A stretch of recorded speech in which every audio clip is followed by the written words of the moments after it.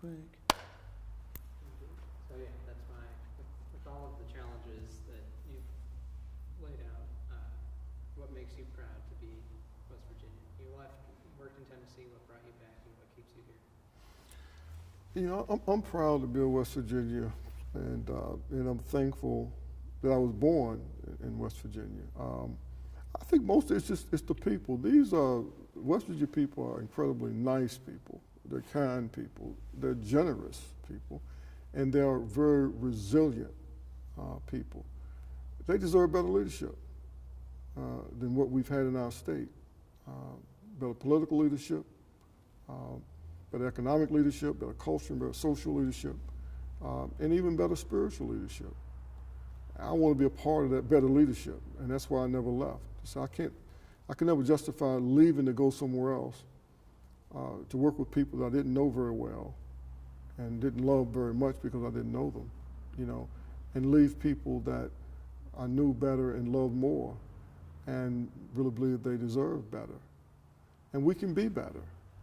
And I want to be a part of possibly just being a catalyst, right, of bringing attention to the possibilities that West Virginia has, to be a model for the rest of the country and even the rest of the world. Because no one expects anything significant to come out of West Virginia. We're the laughing stock, we understand that. You know, we laughed at it in a lot of ways about a lot of different things. I remember the former Vice President Dick Cheney, he told a joke about us that, you know, we still marrying our cousins. You know, it might be true. A lot of rich people still do that as well to maintain their wealth, consolidate their wealth.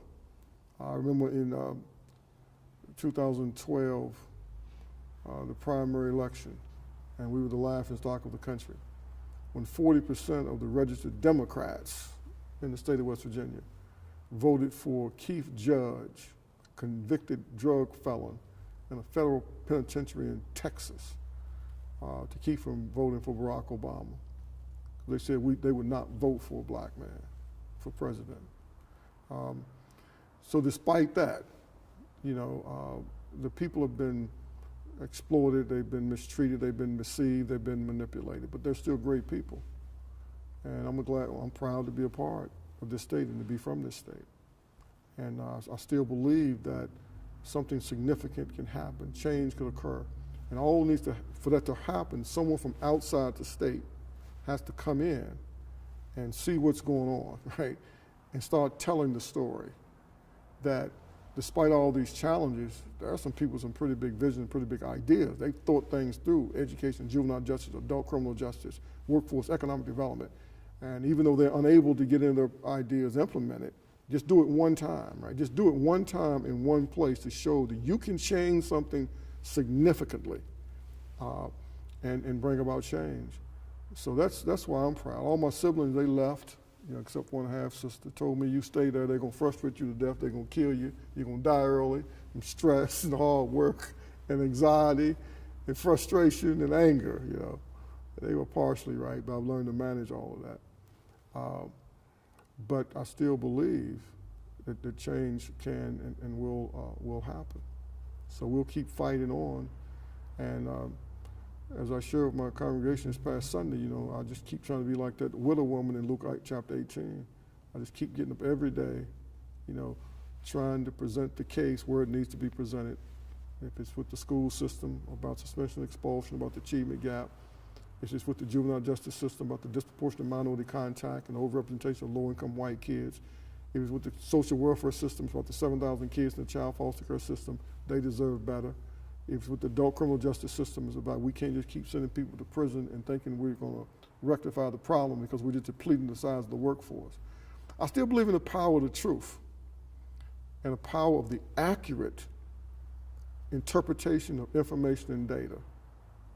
And I also believe if you keep telling it and laying the narrative out, that at some point some reasonable people are going to hear it, and some reasonable people with influence, with research, with resources that can make something happen and say, we'll try something like that. And that's all you need, to do it one time to show that things can change in a dramatic way. It's all that's necessary to create a movement. And so lastly, I'm inspired because, you know, I am out of a tradition right? And with no apology. You know, I consider myself to be a Baptist preacher, right? And I've been inspired by the great ministers over the years, from Leon Sullivan in Philadelphia, who built OIC, Opportunity Industrialization Center, who also was the chief architect of dismantling apartheid in South Africa. Most people don't realize that. Black Baptist preacher from Charleston, West Virginia, Leon Sullivan, was the leader of that. Was Martin Luther King in the work that he's done over the years in terms of trying to help our country move forward. If you go all the way back during the time of slavery, the preacher gave people hope and kept saying that, hey, we're going to keep trying, and we're going to keep trying to do it the right way. And incredible change occurred in this country for blacks and for poor people. So that's the tradition that I'm in, and I'm just trying to take what I learned as an engineer and working as an engineer for 20 years at a major corporation, what I've learned from studying the scripture, the life of Jesus of Nazareth, and what I've learned from these other great people who have been committed to social justice, right? You got to stay at it. You got to stay at it over time, and you can't get weary in well doing. And you just you try to be prepared when that window of opportunity comes of change, and you got to be prepared to go through it. And as I shared with some people the other day, I think that my health scare, you know, a little over a year ago, I'm not going to say it was a wake-up call, because I've always still lived with a tremendous sense of urgency, you know, that time was running out. I mean, because my mother died early, my grandmother died early, none of them, my mother didn't get it past, didn't make it to 50, my grandmother didn't make it to 55. So genetically, I knew there may be some things that's going on, but I've tried to live a lot better than what they lived in terms of health and lifestyle. But it really helped me to realize, look, you know, you got a finite amount of time, and you got to kind of pick up the pace, and you got to really try to get the message out, and be prepared for the opportunity. Lastly, I'll say West Virginia, really, people don't realize that how West Virginia could be the place to change America, because we're a small state, and all of our problems that you have anywhere else are here, but they're manageable, and we actually could be a laboratory, you know, of how you reform public education, reform the juvenile justice system, the adult criminal justice system, how you replenish a workforce that's been depleted, how you change the social welfare system and the child foster care system. All these things that the whole nation is plagued with. We have those problems, but we're small enough and manageable enough to be a laboratory. And so what we've tried to do here on the west side of Charleston is to create a laboratory here of this West Side Revive movement. And you can see what we're trying to do with housing, and we're trying to create these centers, and we're trying to do some things to say we can change some things while we're waiting for help to come.